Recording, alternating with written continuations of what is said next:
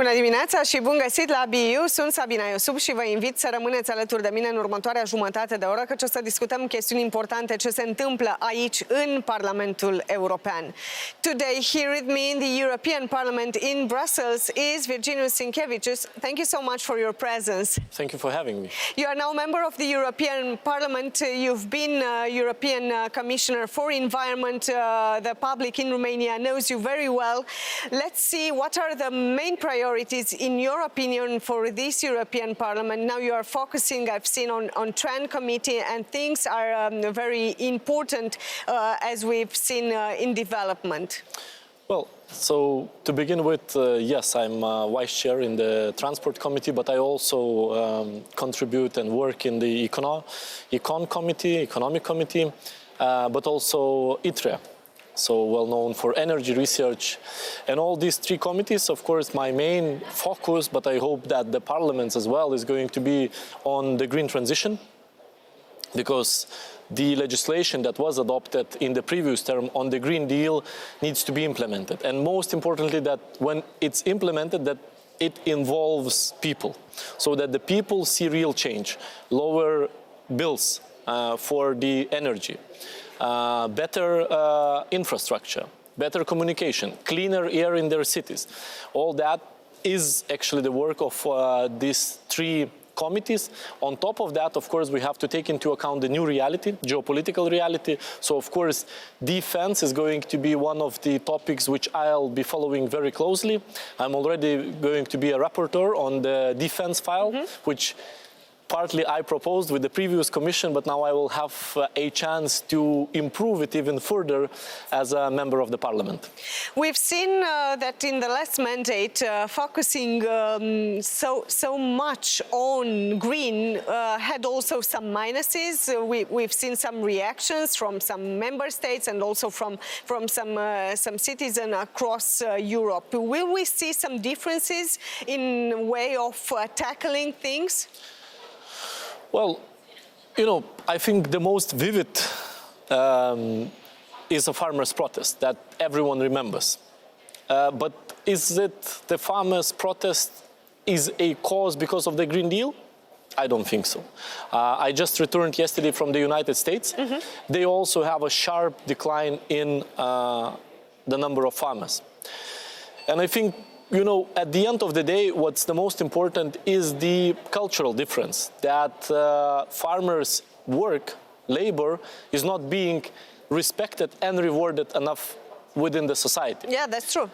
Farmers were protesting against the cap, which in many ways was forcing them to do extra work, filling in many papers, instead of doing farming and living from that.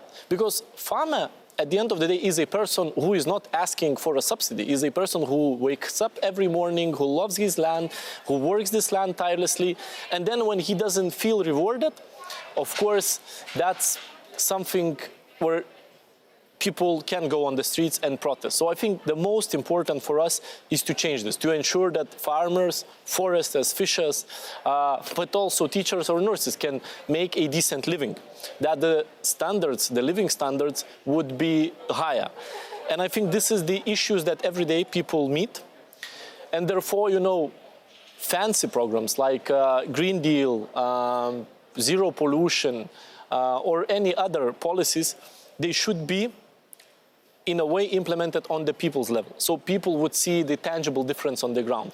Otherwise, they will think that these European policies, they fly somewhere way above their heads, and a real impact on their lives is not happening. So what are your expectations regarding this new parliament? We've seen that something like 60% is new, and with some new ideas and new approaches. I think on one hand, Parliament should be able to react to a new reality.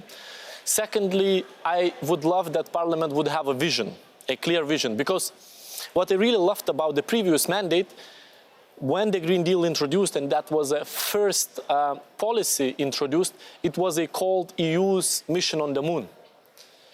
and I think it's great. We need to go ahead and continue that mission, and maybe not to forget that we have a mission. But as I said, that mission has to be inclusive, has to leave no one behind, has to be equally fair to any region. You live in Cluj in Romania, or you live in Lisbon, this change should really change your reality, everyday reality, and, as I said, improve the conditions where you live. Personally, what are your main goals in this mandate?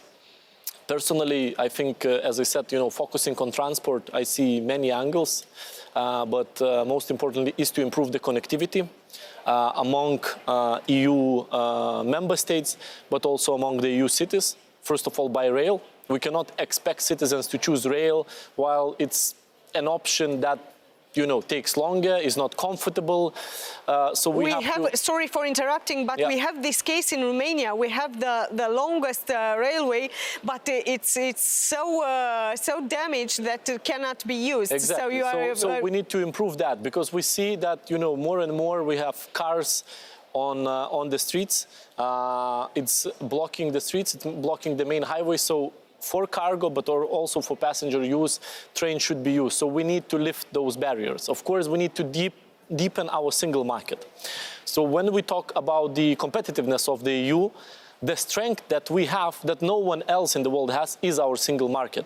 But still, our single market in many areas is fragmented, including transport. So, of course, in transport, I hope that we're going to be able to reach a single market solutions that will benefit the citizens, because it does not make sense where you have a different regulations from Madrid to Bucharest, and people and businesses have to deal with the different policies.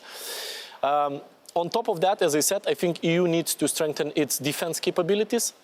If that was the case when Russia started war against Ukraine, now it's even more the case when Trump steps in the White House.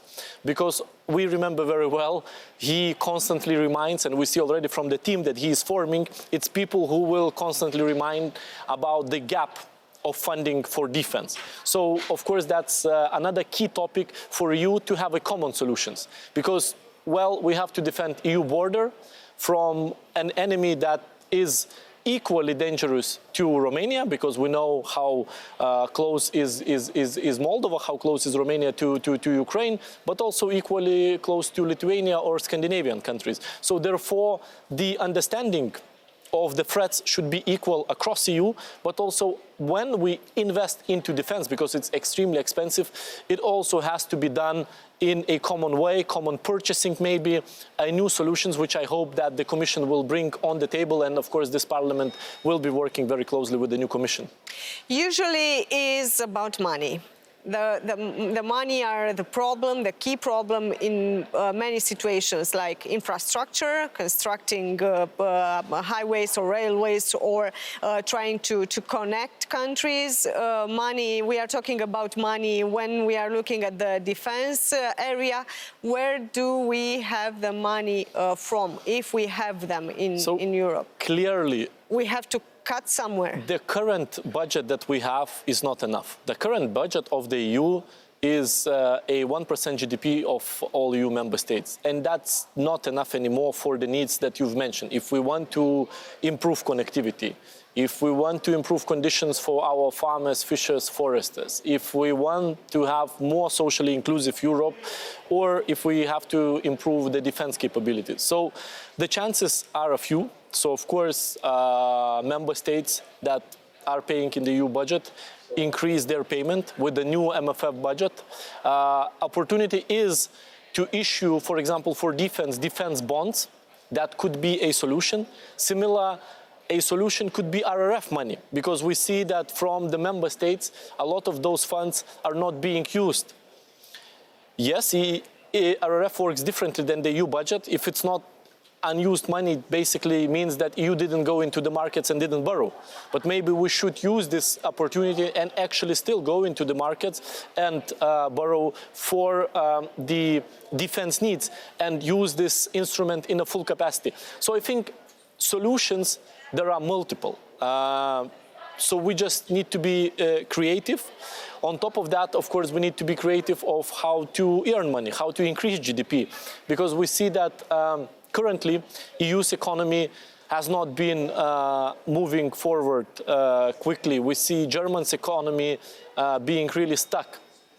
So therefore, we need solutions for our competitiveness to ensure that we have a steady growth of the economy, which of course then would contribute to the national budgets as well. What is, in your opinion, the biggest danger for this mandate? The biggest danger of all is, of course, Russia's war against Ukraine, because consequently that war will have the biggest impact on the EU, but on the world as well. So to understand, this is a war about the global order, the order that has been established since the Second World War. The way institutions work, the way multilateralism operates. So therefore, I think this is a key to see if we won't accept the rules of the game that Russia, but together with their proxies, Iran is supporting them. We see that North Korea is offering us that basically if you have military power, if you're a bigger country, you can just chop off part of the other country, and international community will somehow in a years with lots of blood and suffering of people will swallow. That's not something that we can accept, because that endangers the democratic world that we've been fighting for. Yes, democracy has many issues, many challenges, but nobody has brought a better form. In the end of our discussion, do you have a message for the Romanians that are watching you right now? Well, I think Romanians, people in Romania, they're going into a marathon of elections. Being a Lithuanian, we just had 3 elections. We had the presidential, European Parliament, and now national elections. So, first of all, I want to encourage people to vote, because every vote matters, and the choice is in their hands. We should value the democracy that is operational, that's working. Not always delivers maybe the expectations that we want, but at least your voice should be heard, and you should be part of the people who form the future of Romania, but also the future of Europe, because Romania is an extremely important member state in the EU. Thank you so much for this discussion. We will meet again soon.